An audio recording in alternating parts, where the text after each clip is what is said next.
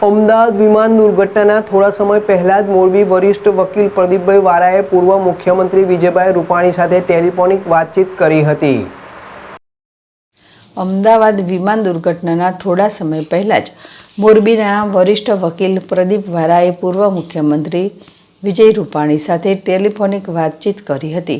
ત્યારે પૂર્વ મુખ્યમંત્રી વિજય રૂપાણીના સહાધ્યાયી પ્રદીપ વારાએ ટેલિફોનિક વાતચીત અંગે ZSTVને માહિતી આપી છે।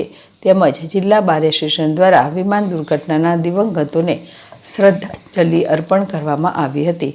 ઉલ્લેખનીય છે કે સ્વર્ગીય વિજયભાઈ રૂપાણી પોતાની અનેકવિધ રાજકીય અને સામાજિક સેવાકીય પ્રવૃત્તિઓ સાથે રાજકોટ બાર એસોસિએશનના પણ સદસ્ય રહી ચૂકેલ છે।